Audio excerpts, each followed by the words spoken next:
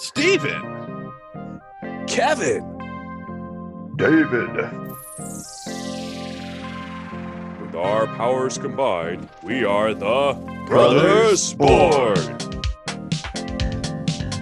By the power of podcasting, We have the power.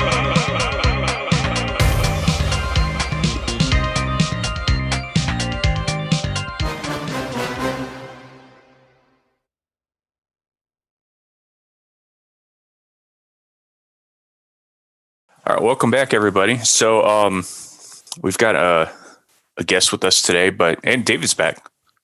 Yeah, Dave. I am here once again. Right. So we were supposed to do another. Hold for the applause. Wait. Give people a chance to let that simmer, settle, and then I'm back. Yeah, because David's so cool. Okay, go ahead. They're still applauding. I know. Okay, now they're done. And you just got to. We can't let them take too much time, though. So go ahead. So we were supposed to do another apocalypse episode, but we have, like Kevin said, we have a special guest, so we thought we'd do something different. Yeah. So, why doesn't he say hello? Oh, me?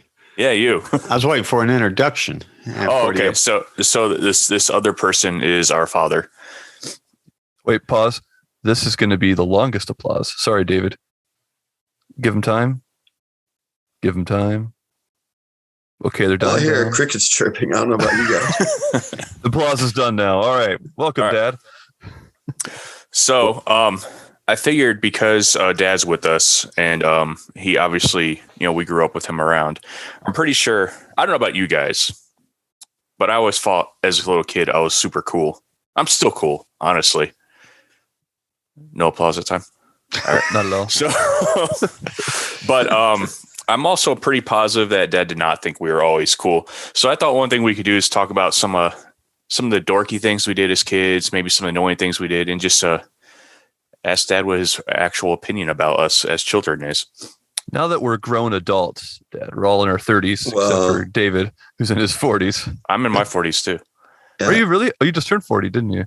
Yes. Well, Sure in that did. case, now that I'm still the young, awesome, youthful one, but we're all adults, David and Kevin have children. They're experiencing some of these same things. It would be very interesting to see your perspective now that we can speak open and plainly about some of the crazy stuff that we did, or not necessarily crazy, annoying stuff, more like it. I think my first one I was going to bring up. I remember David and I used to play a lot of G.I. Joe. If Yes, you recall. we did. Yeah. So, and we'd always have like these vehicles. And I remember I had the, it was like a helicopter. And Dad Tiger Strike helicopter. Yeah, the Tiger Strike Force helicopter. That's right. And Dad had to assemble it. And I just remember him getting really frustrated with having to build our toys. Uh-huh. That was pretty frustrating. I remember the toys. I don't remember a whole lot about putting them together. But that was probably because they're just things you want to forget because they're not good experiences. And Whatever. you would look at the toy, and on the box it didn't look like that much, but then when you try to put it together, it was like complicated. You needed like a engineering degree or something. But You always love to build models, though.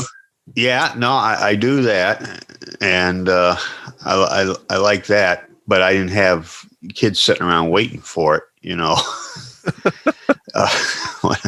when I get discouraged or I want to quit the model, I could just quit. But your kid's sitting there waiting for his vehicle. Oh, Dad, where's my toy? Where's my toy? Yeah, that, and the parts they didn't seem to fit quite. It seemed like you could just snap them in there, but sometimes they'd want to go. And so, you're always tempted. I'll get a knife and make the hole bigger, put the gun or something on it. And, but, you didn't want to do that because you didn't want to ruin it. But you guys had them because you had them all over the floor. He-Man was another one. I didn't have to put him together. Well, the castle I had to put together. I remember the castle. Yeah. but they take up like a whole room. That's true. Most people, I don't know how many people remember He-Man. Oh, I remember when he He-Man. came out, there was basically like He-Man. Merman was my first figure ever. He was with a water bad guy, green with like big ears. And then they made a Skunk Man, just the same exact mold as Merman a couple years later, except he was black and white instead of green. But that was my first character ever. And it all started from there. Yeah, we had them all because there was a whole lot of villains and Beastman, more Merman, villains than Skeletor, He-Man. Stinkor. That reminds me, though. I mean, I participated in this a little bit. Kevin, David, and I, we'd often get into these like things where the toys took over the whole house. So where like in our head, it was like, oh, we have this awesome world we've created, like with Legos or G.I. Joe, and we're doing this epic 4-day long battle and stuff. In our minds, it was like the greatest thing ever. But as of someone who owned the home in which these toys occupied your space, what was your reaction to that one? Oh, I didn't mind, except that you never knew where you're going to find them. Sometimes I found them because I stepped on them or something. I don't want them to break. Well, sometimes I did, but I just you get up in the morning, you're yawning, you're going to the bathroom, and then you step on a guy or a vehicle or something, or you sit down. You're going to watch TV, and you sit down, you look over, and there's a guy staring up at you, and then there was always wanted, and Stephen was the worst for this. Oh boy! Naturally. Whatever it is. You wanted a particular guy. So we would go to like Kmart, Walmart, and you'd want a particular one. And we'd have to go on the quest to find a particular one. And if you remember, Stephen wanted a G.I. Joe called Deep Six. You remember that? Oh, yep. The diver, the deep sea diver. Yep. Yeah.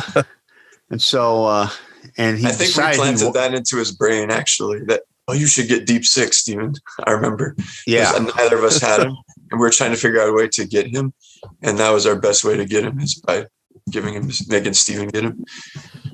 Well, whatever the plot was behind that, he didn't really seem to want it until we used to live in California and we were moving back to Ohio, and he wanted Deep Six, and he just sitting back in the car. I want Deep Six. I want Deep Six. He called it Beep Six, though. Yeah, it was Beep Six. Yeah, and so I remember. By the time we were in Arizona, we were stopping at every Kmart looking for Deep Six and Toys R Us and Walmart. Toys, any place that sold toys. And those are few and far between, like in Arizona. So this is true. It's like there's a cactus. Yeah. Yeah. You almost stopped at the Indian Deep Six would just be chilling on the cactus. Oh, there he is. We almost want to stop at the Indian reservations and say, hey, do you guys happen to sell like Deep Six? So then we tried to buy them off because they had another guy who was a diver. One of them was a scuba diver, and the other one was, one of those deep sea guys that walk along the bottom. And I forget who Deep Six was. I don't know if he was the deep sea diver or scuba. I believe he was the deep sea diver. Okay, wasn't he, Kevin? I think so, yeah. So we did find like the scuba diver, and he says, well, maybe he'd be happy with this. So, we got him the scuba diver, which he was happy to get, but didn't, he still wanted Deep Six. So I think we were in Oklahoma or something before we finally found Deep Six. Thank goodness that we did. He's a rarity, man. When I want something, I am determined. That's translated into my adulthood. It's good sometimes. Yeah. He was kind of the dorkiest of all the. That was this new. I remember it was like a Eco Force or something, and they made Deep Six a long time ago, but then they rebranded him for this Eco Force. Am I right, Kevin? Wasn't it like an Eco Force or some kind of? Because recycling was big at the time. And this one at Stephen 1 was Eco Force one. I think why is because the figure came with a dolphin. Oh, that's yeah. right. That's right. That's right.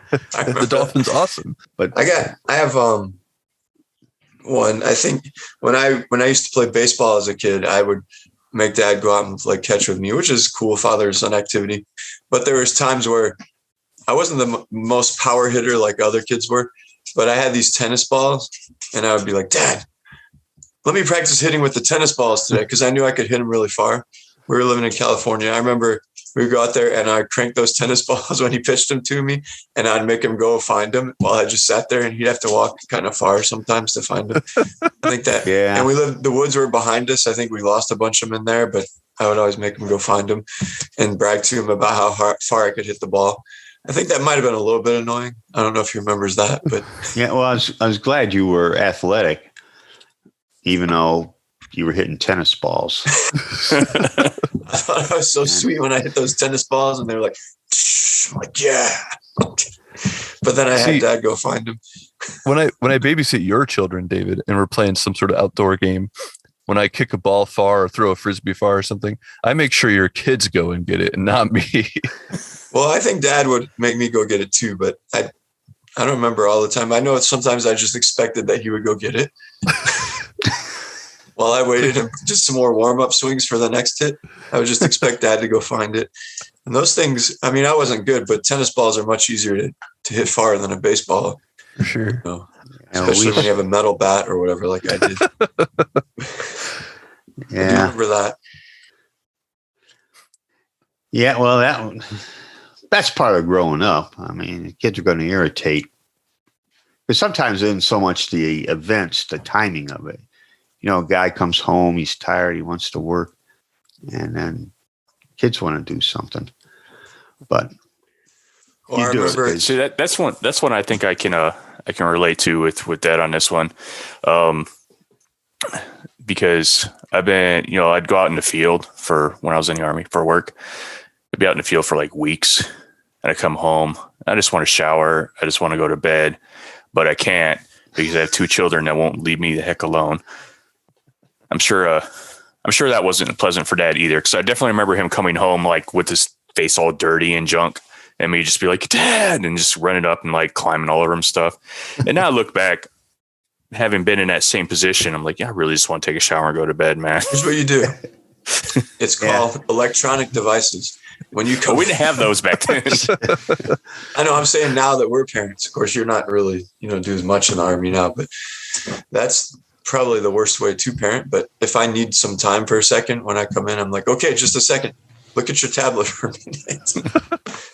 So, and even though they like to see me, they prefer seeing the electronic screen sometimes, I think. Speaking of electronic screens and coming home, Dad, this is something, as a kid, I felt guilty about this, but I did it anyway. I remember I'd get home from school before you'd get home from work, and I'd be like, all right, it's time to play video games. It's going to be sweet. And I'd turn on, play some PlayStation. In fact, I used to annoy Kevin. I used to call the PlayStation the station. Like, can I play the station? And that always got on his nerves. But I was like, well, I'd play the PlayStation or the Nintendo 64 or whatever. And you'd come home from work, and I knew you wanted to turn the news on or turn Seinfeld on. But you know what? I just kept playing video games. yeah, I'm not against video games. Sometimes they're handy because, Dad knows now that he watches my kids. Yeah, no, you can just go play video games. And for me, it was a Tecmo Bowl football game. Tecmo Bowl is a classic. A couple years later came Final Fantasy VII. That was when I was a little bit older. Yeah, with Kevin, he was playing video games, and I went to bed. And I got up the next morning, come down, he's still sitting there playing video games. I said, you play those all night? He goes, oh, no, I took a break. I go, no, you didn't. You sat here. It was, the birds were out, and, the sun was up and everything. It wasn't like I came down 5 o'clock. The bus is coming to pick him up for school, and he's still playing video games. And then he tells me, oh, I took a break. I go, no, you didn't. You sat there all night playing video games. So it's like a pile of pop cans and chip bags next to him. he's sucking Mountain Dew through a through a Twizzler. It was interesting because it was funny, pathetic, irritating all at the same time. Wow. Yeah, pathetic. I can vouch for that one, man. Like my kids, when they do play, they like this game, Roblox. We don't let them interact with anyone, so we turn off the feature or whatever where they can request friends and all that. But and one of the there's all these mini games or whatever. I don't know much how it works. Maybe Kevin knows more, but I don't know anything. Like about some Roblox. of them are really pointless. Like you just go around collecting eggs, and then you wait for the eggs to hatch. But really, you're just walking around, an endless land of nothingness. And Sadie will just play that for an hour or two, just walk. I'm like, dude, isn't that boring? Like, I don't know. Like, and it gets annoying because I'm like, they don't want to play the Switch games with me. I always ask them, you want to play Mario Kart? You want to play Super Mario Brothers? But they don't want to play those. They just want to walk around aimlessly in these Roblox worlds. Interesting. And Grayson loves to build roller coasters. He just builds them. He watches them. And he never does anything else with them. He just builds another one, watches them. I'm like, don't you want to make a land or an amusement park or something? No, he just builds them. Just builds roller coasters. Yeah, I don't know. So it's kind of annoying. Well, Kevin, you don't understand what's so cool about it when they're just sitting there doing, They just like being part of things, I guess. Kevin, he'd be playing one of those shooter games like Call of Duty or something. And Tasha James Bond, GoldenEye. That was a big one. GoldenEye, or even like what is that? Tenet or something. You played like a ninja. Tenchi. Oh, Tenchi, yeah. Tenchu. But the shooter games, Tasha would be there, and she'd like cheer him on and tell him, "Look out for that guy over there," and everything. So she didn't actively play. Kevin and his glory, while his girl's just watching him play. Yeah. Give me another drink. Give me a sandwich. I'm thinking, is this my future? And here we be in are. the basement. His girlfriend's going to be down there. Well, they're not in the basement, but video games. You were about gone, and Steve was still young and everything. So I think I was at school. Yeah. So nowadays, that's still kind of true. Whereas Alana won't really let me play video games at all.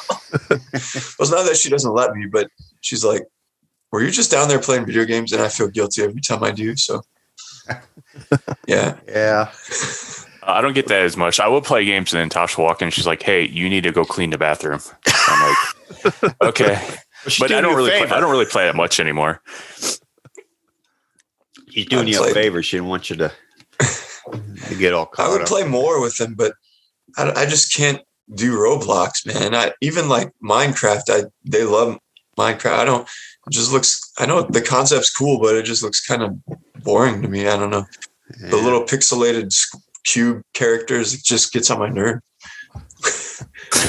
I don't know. I love the Switch games. I wish they would just play those with me. Well, Go ahead. Yeah, no, I was just going to say, your childhood wasn't all video games. Well, I know. That was one thing I just thought of. Or G.I. Joe. It was a big part of G.I. Joe. It's pretty much our childhood. But you guys used to make videos. Oh, yeah, that's right. We did make a lot of videos. And the one that I didn't know till I heard your mom told me later was the one where you were making like a crime video, and David was just learning how to drive, and he would drive and hit Kevin.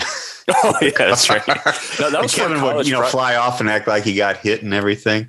That was for a college project. Yeah, I filmed David hitting me with his car 7 times.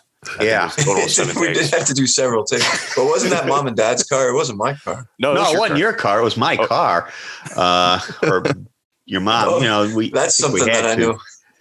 And our neighbors are just watching us. Like, should we call the cops? Yeah. I remember the first time we had some neighborhood kids like watched it. All they saw was me get hit by a car. You drive off. Timmy's over there, like little Timmy and little Dustin. Mom, what are the boys doing? Cars were a big thing.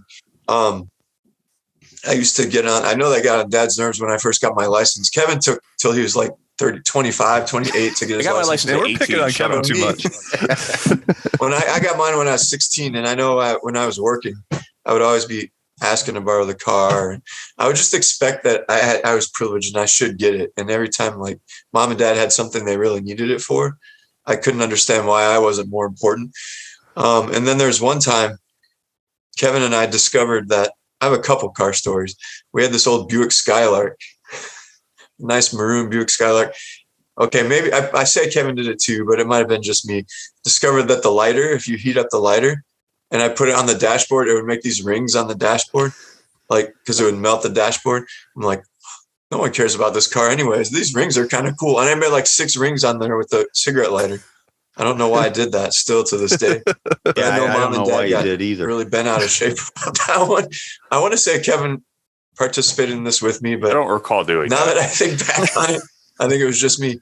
And then also, like, I borrowed mom and dad's car to go on road trips to one time over the summer. I think they had 2 cars at this point, but still they let me have one so I could drive down to Cincinnati and work a few weeks on a part-time gig, teaching music lessons and drive back. And I totaled dad's car. And I brought it home. I felt bad, but I was just like, "Well, here's your car. I'm sorry, I totaled it." But I brought home the car with dents and dings, and so I know those things are in had. all the I don't time. think Steven ever did that, but Not as a kid. I've totaled my wife's car. That was not so great. Yes, I didn't really know my mom and dad with cars. I don't know, Dad. What's your perspective? I mean, you saw all 3 of us in our car days.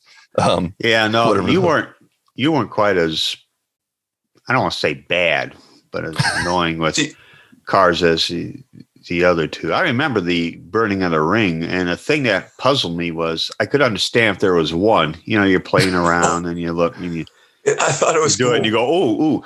But, you know, it's like, was it a good time? Was it fun? Because, you know, there was like 6 or 7 of those rings put in there.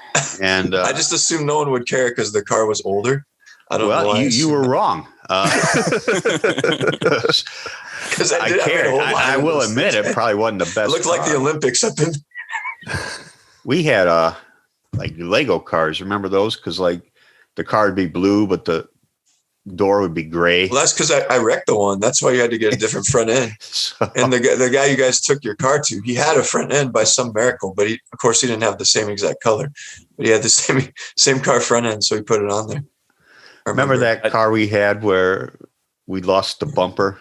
Oh yeah. Our neighbor put a wooden, like a 2x4. I do remember when I was first learning how to drive, and I had my temporary license, and Dad was with me, and we're on a 2-lane road, and the 1 lane was, you know, closing off and going into the other lane, so it was 2 lane becoming 1 lane.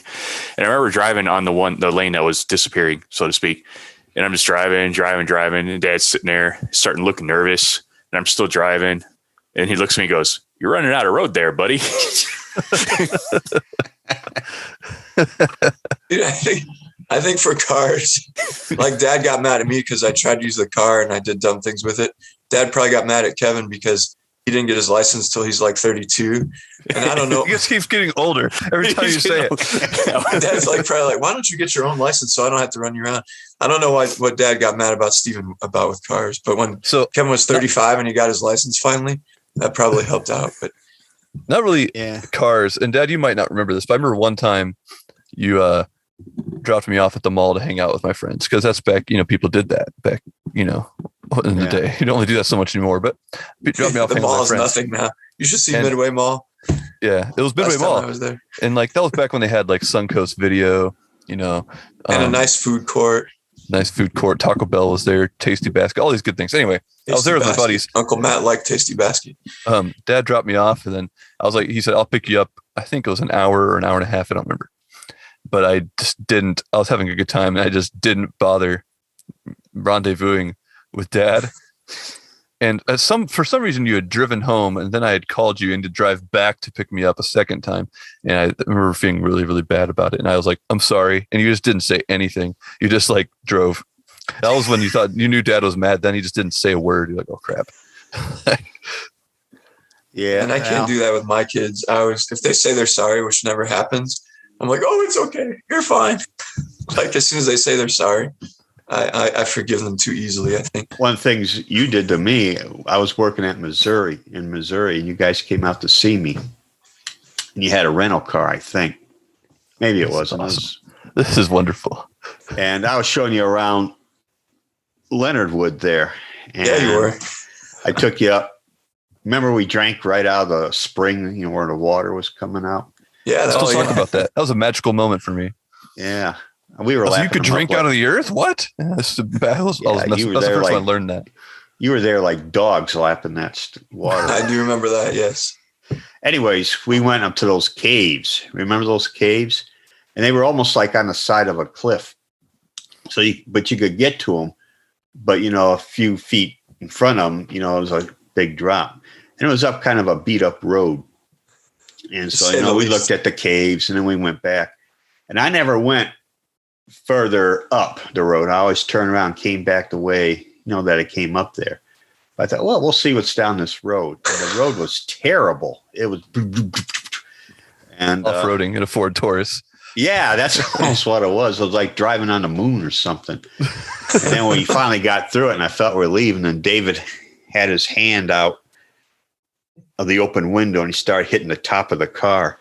And I thought something was broken on the car. So I pull over and I look at it. And they're in there laughing and everything. I would do depending on the speed, I would do this quicker. Yeah. Then we slow down, I do it slower. It was, and so I'm looking, I can't find out what's wrong with it. And I'd get in it and he'd, I go, oh man, rented car. I said, I'm going to have to pay for this and everything. And then, he told me. I realized when Dad was I realized when Dad was freaking out pretty bad. I had to finally fess up. But it was genius, though, man. It was the perfect. It was a good prank. I almost kicked you out of the car and left you there out in the middle. It was like Missouri woods, but I was like 24 or something like that happened. Yeah, no, you weren't a kid. But yeah, that was kind of irritating. Yeah, that was good times. Yeah. But that was a good trip. Were you with us, Kevin, or was that when you were? Yeah, no. Yeah, I was. And then I can't remember what it was, but you guys went to go do something, but Steven and I stayed back in the car. And so I stuck them in the trunk. That's right. We were outside the temple, like a LDS temple. And Kevin stuffed me in the trunk. And and he was like, oh, Steven stayed at the hotel room. He wasn't feeling that good. And then he opened the trunk to put your stuff in there. And I was like, whoa! I scared you. It was right in front of the Nauvoo temple. It's like holy sacred place. It's quiet. Peaceful, and stuff. And I got ticked. I'm like, this is the temple. What are you doing? No, I'm like, I kind of overreacted. I don't think I shouted because I knew I was at the temple. But when we got in the car, I was like, you can't do that at the temple. Well, you guys, you put Steven in a garbage can and rolled him down the stairs. That's right. Yeah, we did do that. Why did we do that? That's really dangerous. Why did we do that? I don't think we even put any pillows in there with him or anything. No, we did. He thought it was fun though, so we did it a couple times. Well, to be fair, I don't think we rolled. I think we just slid him down. And then rolling became involved after that? It was a kid in a garbage can going downstairs. I thought it was one of those big. There's nothing good about totes. It. But we made it more like a sled than a barrel, I thought, didn't we? Or no? I mean, do you remember, Kevin? I don't remember. I know at one point it wasn't a garbage can. It was like a big plastic bin. Yeah, like one of those big Rubbermaid totes. Yeah. At one point we had him in it. We turned it upside down and sat on top of it so he couldn't get out. You guys were mean, guys. It was pretty great, though. Well, as parents, we would do irritating things to you when Stephen wasn't around yet, because this was in Louisiana. Kevin was just a little kid, and he loved McDonald's. And one day, we were going down the road, and we were past McDonald's, and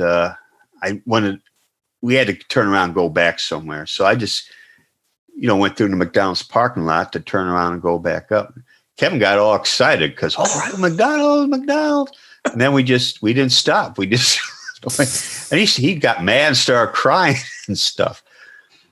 So after a while, we would just do it to tease him. He'd drive down, pull into McDonald's, he'd get excited, and then we'd leave, and he'd get all mad. He fell for it every time. He did. He always fell for it. He'd get excited, and then we'd leave. I think one time we did it twice in a row. I remember telling you guys to do it. Mom, Dad, let's do that McDonald's. Yeah. So we'd go. We usually went back and got him something, but it was just fun. One time, Kevin, I'm up in sleeping. We're up in the bedroom. And it was summer, so I had the window open. I'd hear this thud, thud, thud. I said, what is that? And so I kind of like went downstairs and went on the thud, thud. And I look over, and Kevin's had these cheap Ninja Stars, and he was throwing them at the garage. And what are you doing? He says, they weren't sticking or anything. They'd like bounce off, but he would throw these Ninja Stars up. He'd order these samurai swords and katana blades and like Ninja Stars online. And you found those bad boys online back then? Or Ninja or a Cutter's Corner. No, yeah, I think I went to one of those. Cutter's Corner, you could do that. I think I went to like a mall ninja store. A mall ninja store. Midway was so lit. It had a mall ninja store. No, it's not that like store in the mall says ninjas. A mall ninja is a person who buys like, these ridiculous fantasy weapons that aren't really functional in any way. And I thought I was all into it. I was like, oh yeah, I'm gonna get some Ninja Stars. And I'd be like, oh, I'm gonna get this cool sword. I don't have any of that junk anymore. Yes, I think it's all. You do. Well, it's all in mom. Yeah, it's all in dad's attic. I got all that stuff up there. I got got where all my baseball cards are. David destroyed your car. Kevin destroyed the garage. Clayton destroyed the garage. You guys used to climb on top of the garage. So I have a random question for you, because I feel like my mullet, everyone remembers my mullet phase. It was in California. Mom always called it the California cut. So I thought I was a cool California kid. But from your perspective, Dad, did you ever just look at me with that mullet and just get annoyed that I had a mullet? It didn't annoy me because I know it was a style. I didn't understand, but I know it was a style. And two, later on, Kevin was getting mohawks and making them blue and stuff. So, why I wondered why you'd want that. Later on, I'd see other hairstyles by people and go, I think the bigger concern is while David has mullet, I definitely had a rat tail. So yeah, you did have the rat tail and the flat top.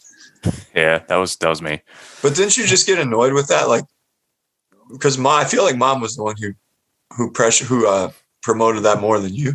Oh no, well, I never promoted it, but if that's what you wanted, because I had haircuts that were not probably what my parents particularly liked, but they let me have them. So that's back in the 60s. So, if you wore your hair down to your shoulders and stuff, people called you hippie and everything. And right. But that was what the bad boys did back then. Yeah. Well, but me, I just thought I was being cool. You were, because you would play your tape of Michael Jackson's Thriller, and you'd be dancing like secretly in your room. I still do that sometimes in the bathroom once in a while. Yeah. In fact, I still do that with Michael Jackson's Thriller sometimes. It's a jam. It's a bop, man. That's a good segue into my next question, Dad. How you've seen all of us with our weird music tastes. Discuss how did our music? How did you react to a lot of our music tastes? This is an interesting one. Well, some of it. So many times you listen to older stuff, like Led Zeppelin and stuff like Kevin that. Kevin did that the most when we were kids. Yeah, and that I didn't mind. And I didn't really mind your music because it was interesting because back then, when you guys were growing up, even though I was older, I was kind of up on to music. Being in the reserves and hanging around with younger people there, that helped too. But I used to know all the groups. I may not have always known their songs or recognized them, but I at least knew the name and a lot of the songs.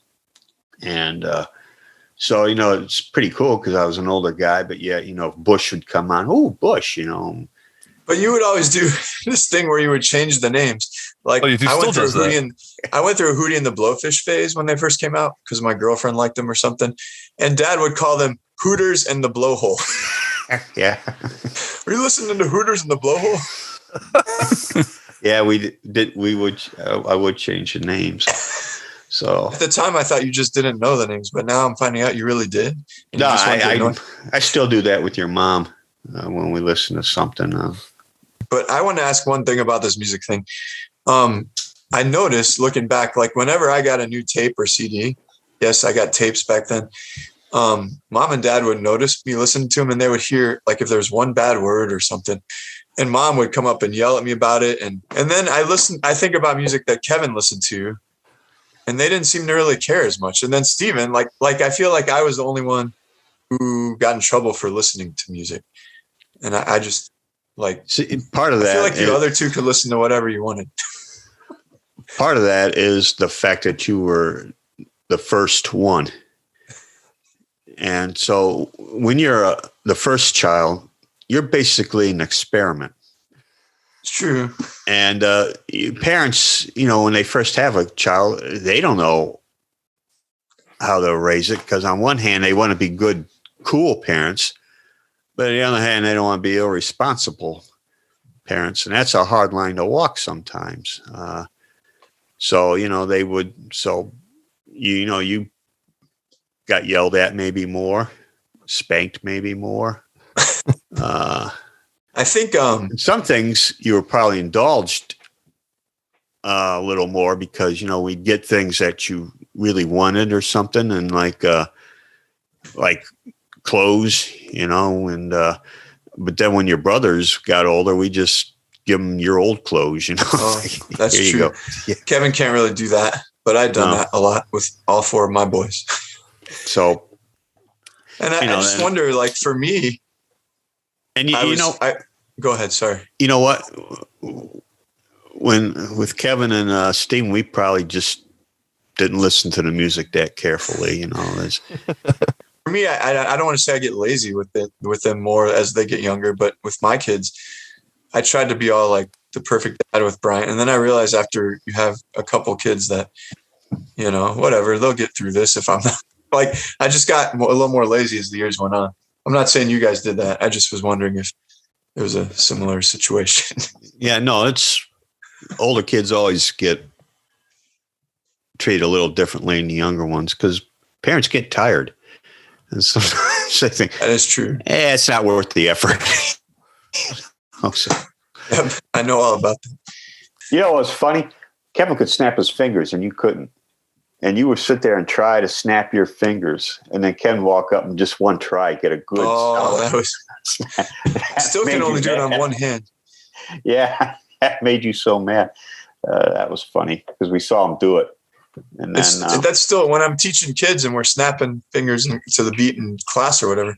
I still get mad when they can do it on both hands. I can only do it on my right, not my left. And the little kids are like, not only can I do it on both hands, but I can do it on multiple fingers. Oh, yeah, dude. Yeah. Look at Bojangles right there, man. Bojangles. We're dancing in the street for pennies now. What? That was funny. What about the time where I think it was Kevin? I'm pretty sure it was Kevin, where he would annoy me and he'd be eating cheese and just doing his dance moves. Yeah, you got mad. You guys are yelling at me, and Kevin's just sitting there dancing and eating cheese. You remember some of the irritating things we probably did to you? Remember I used to make you do a Dunkin' stick dance?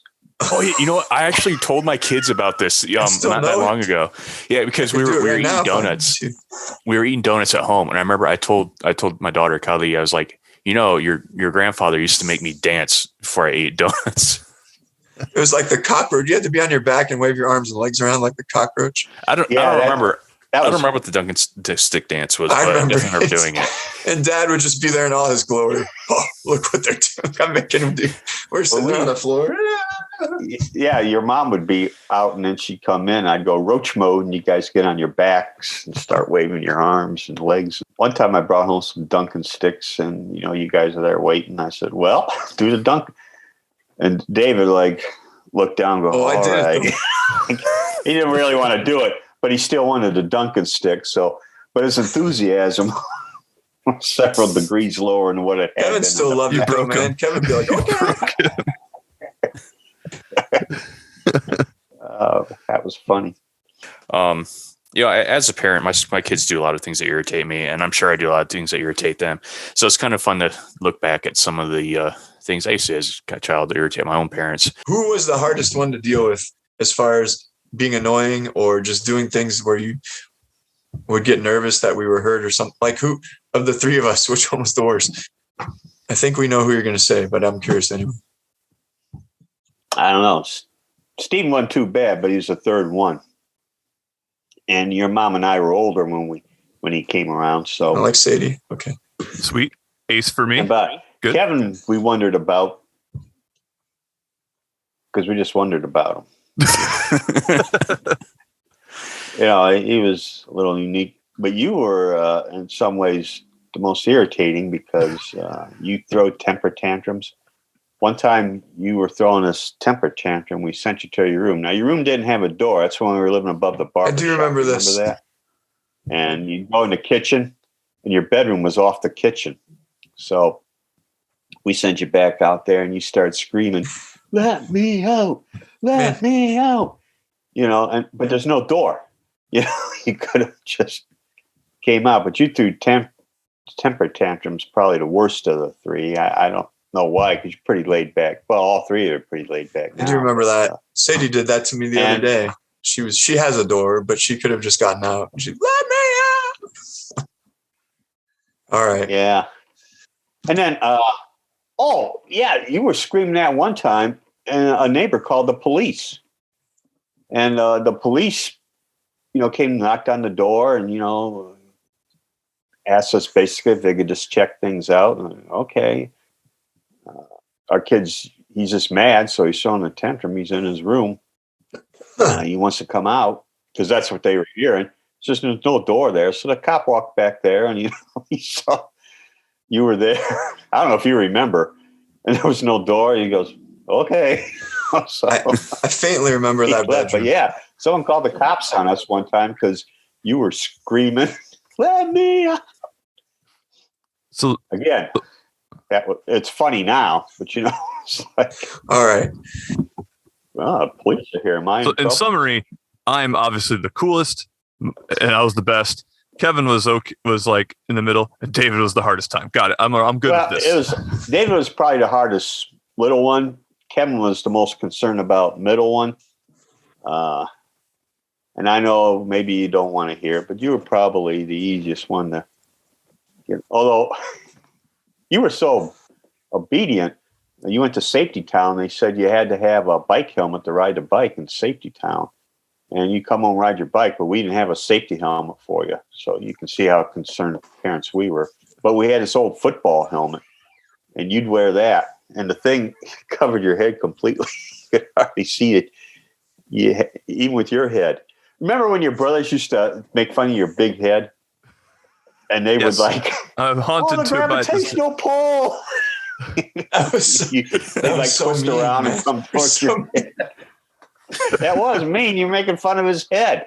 One like it was abnormally bigger. We all have big heads, but his definitely is the biggest. But that was very traumatizing, I'm sure. It's true. Again, it wasn't my ego is nice. probably the biggest too. Well, I do have to wrap it up because we have swimming lessons soon. But this was pretty fun. Yeah, no, it was fun. Thanks, Dad, for indulging us today. Yeah, it was good talking to all of you at once. So that was nice.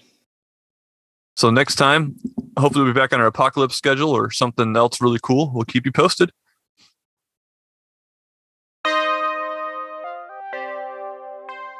Hey everyone, thanks for listening to the Brothers Born podcast. We had a special guest on our show today, none other than our very own father, Mark Bourne. I just want to give a special shout out and a thank you to him for hanging out with us. We had a good old time spending time with him today, and we hope you enjoyed it too. Got to know us a little bit better, got to know what kind of rascals we were when we were younger, and it was a nice change. Anyway, got some apocalypses coming up, got some throwdowns coming up, maybe some other things too. If you have an idea for a topic, email us at brothersbornpodcast@gmail.com or check out our Facebook page, facebook.com/brothersbornpodcast. It's going to be great, and we'll catch you guys next time.